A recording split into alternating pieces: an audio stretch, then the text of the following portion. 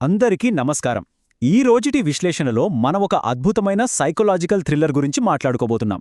అదే ప్రపంచ ప్రసిద్ధి చెందిన రచయిత స్టెఫెన్ స్వైక్ రాసిన మాస్టర్పీస్ చెస్ స్టోరీ.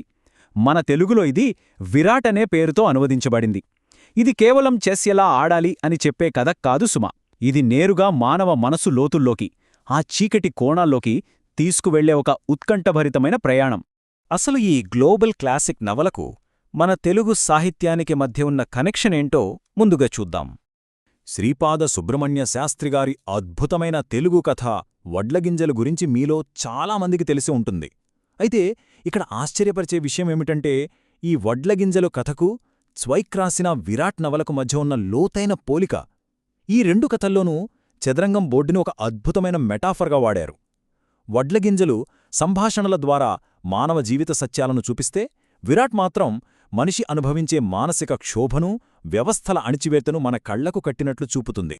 అయితే ఇంత డార్క్ అండ్ ఇంటెన్స్ స్టోరీ రాయడానికి రచయితకు స్ఫూర్తి ఎక్కడ్నుంచొచ్చిందంటే ఆయన సొంత జీవితం నుంచే. స్టెఫాన్ స్వైక్ నేపథ్యం చూస్తే చాలా ఆసక్తికరంగా ఉంటుంది. 1881లో ఆస్ట్రియాలో జన్మించిన ఆయన 1915లో ఏకంగా మన భారతదేశాన్ని సందర్శించి ఉపనిషత్తులను కూడా అధ్యయనం చేశారు. కాని ఆయన జీవితంలో అసలు విషాదం 1934లో మొదలైంది.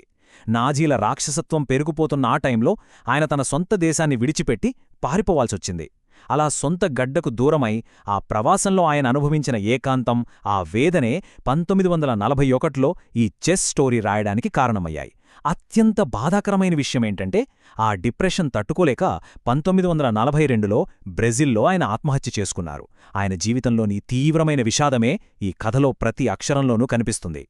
సరే, ఇప్పుడు నేరుగా కథలోకి ఎంటర్ అవుదాం. న్యూయార్క్ నుంచి బ్యూనస్ ఐర్స్ వెళ్తున్న ఒక ప్యాసింజర్ షిప్లో ఈ కథ మొదలవుతుంది. ఇక్కడ ఇద్దరు వ్యక్తుల మధ్య జరిగే మైండ్ గేమే ఈ కథ.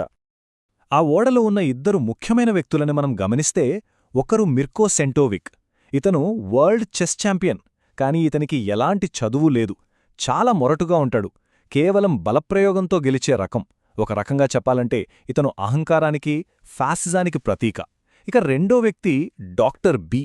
ఇతను చాలా విద్యావంతుడు, కాని తీవ్రమైన మానసిక క్షోభను అనుభవించినవాడు. ఐరోపాలో అణిచివేతకు గురైన మేధావి వర్గానికి ఈయనొక రిప్రజెంటేషన్. వీళ్ళిద్దరి మధ్య ఉన్న ఈ కాంట్రాస్ట్ మనం అర్థం చేసుకోవడం చాలా ముఖ్యం. అసలు ఈ డాక్టర్ బీకి ఏమైంది? ఆయన అంతటి మానసిక క్షోభను ఎందుకు అనుభవించాల్సొచ్చింది? డాక్టర్ బి గతం తెలుసుకుంటే అక్షరాలా ఒళ్ళు గగురుపడుస్తుంది.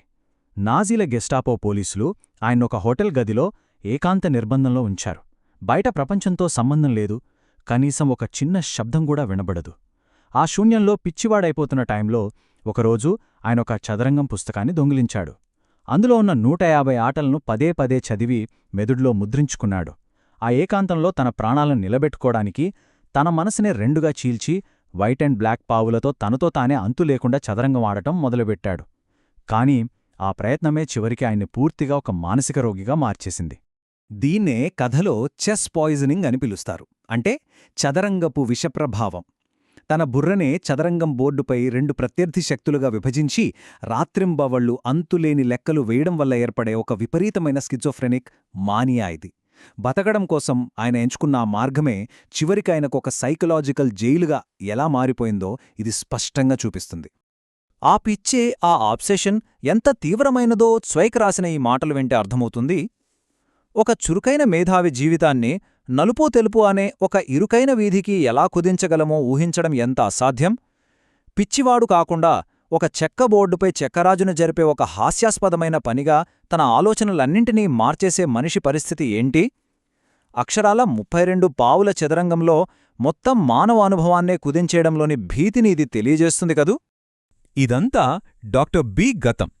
ఇప్పుడు మళ్ళీ ప్రెజెంట్ మూమెంట్కి, ఆ ఓడమీద జరుగుతున్న ఫైనల్ మ్యాచ్కి వద్దాం. ఈ మ్యాచ్లో సెంటోవిక్ టైంనే ఒక సైకలాజికల్ వెపన్లా వాడాడు. డాక్టర్ బి చాలా స్పీడ్గా, టెన్షన్గా, ఒక రకమైన మేనియాలో ఆడుతున్నాడని ఆ మొరటు ఛాంపియన్కి అర్థమైపోయింది. అందుకే ఏం చేశారంటే, తను వెయ్యాల్సిన ఎత్తుల కోసం కావాలనే చాలా ఎక్కువ సమయం తీసుకోవడం మొదలుపెట్టాడు. ఆ నిరీక్షణే డాక్టర్ బిని మానసికంగా దెబ్బతీయాలని అతని ప్లాన్. సెంటోవిక్ అలా కావాలనే టైం వేస్ట్ చేస్తుంటే డాక్టర్ బికి మళ్లీ ఆ పాత గాయాలు రేగాయి. ఆ గెస్టాపో జైల్లో తాననుభవించిన ఒంటరితనం, ఆ శూన్యం మళ్లీ ఆయన కళ్లముందు కదలడాయి. ఆ వెయిటింగ్ భరించలేక తీవ్రమైన అసహనానికి గురై మైండ్ బ్లాక్ అయిపోయి ఒక తప్పు ఎత్తువేశాడు. ఆ ఒక్క క్షణంలో తనకి తానేం చేసుకుంటున్నాడో రియలైజ్ అయిపోయి మిగిలియున్న తన కాస్త బుద్ధిని కాపాడుకోవడానికి ఆ ఆటను అక్కడికక్కడే శాశ్వతంగా వదిలేసి వెళ్ళిపోతాడు. ఇంతటితో ఈ కథ ముగుస్తుంది. కాని ఈ విశ్లేషణ చివరలో మనం ఆలోచించాల్సిన ఒక లోతైన విషయముంది. ఈ నవల కేవలం ఒక చెస్ గేమ్ గురించో, ఇద్దరు వ్యక్తుల గురించో కాదు. ఇందులో ఒక అద్భుతమైన ఫిలాసఫీ దాగి ఉంది. అదేంటంటే, సెంటోవిక్లా ఆడటమంటే జీవితంలో ఎలాంటి ఆలోచన, లక్ష్యం లేకుండా ఒక మిషన్లాగా బతికేయటం. అదే సమయంలో డాక్టర్ బీలాగా వ్యవహరించటం అంటే మనలో మనం హద్దుల్లేకుండా ఆలోచిస్తూ ఉండిపోయి చివరికి పిచ్చివాళ్లమైపోవటం. సరే, ఆటను వదిలేసి వెళ్ళిపోయినట్లు ప్రతిదాన్ని వదిలేస్తే ప్రాణాలతో అయితే ఉంటాం కాని మనలోని మేధోపరమైన ఆలోచన్ని, ఒక మనిషిగా జీవించే ఆత్మను వదిలేసుకున్నట్లే కదా. అందుకే ఒకసారి ఆలోచించండి. ఒకవేళ ఈ చదరంగమే మన జీవితమైతే మనం ఈ ఆటను ఎలా ఆడుతున్నాం? సెంటోవిక్లాగా ఎలాంటి ఆలోచన లేకుండా గుడ్డిగా ఆడేస్తున్నామా? లేక డాక్టర్ బీలాగా అతిగా ఆలోచించి ఒక ఉన్మాదంలో బతుకుతున్నామా? లేదా ఇవేవి మనకొద్దు అని భయపడిపోయి అసలు ఈ ఆటే ఆడకుండా వదిలేస్తున్నామా? స్టెఫాన్ స్వైక్ మన ముందుంచిన ఈ అద్భుతమైన ప్రశ్న నిజంగానే మనల్ని చాలా లోతుగా ఆలోచింపజేస్తుంది కదూ. ఈ విశ్లేషణ మీకొక కొత్త దృక్కోణాన్ని ఇచ్చిందని ఆశిస్తూ సెలవు.